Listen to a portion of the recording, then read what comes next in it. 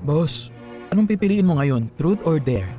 Tingin ko truth ang pipiliin niya. Takot siya mapagtripan. Sa tinagal-tagal hindi pa siya nagdi-dare. Tama. Boring. O sige, dare. Pwede nga! Seryoso yan?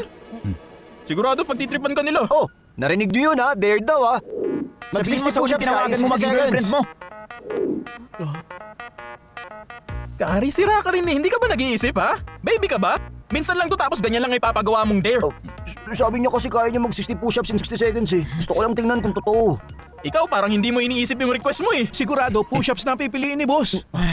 Na-injure yung kamay ko na naglaro ako. Hindi ko kaya mag-push-ups. Oh! Uy, sino kaya tawagan niya?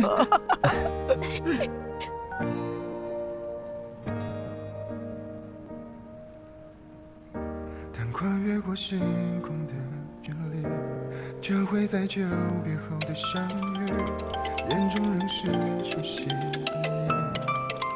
It's beautiful. Grabe na-excite na ako. Seryoso? Sabi mo, ano nangyari? Tatanungin na ni boss si Director Jenny na maging girlfriend niya! Tanungin niya na! Boss! Sige na! Ano bang klaseng laro yan?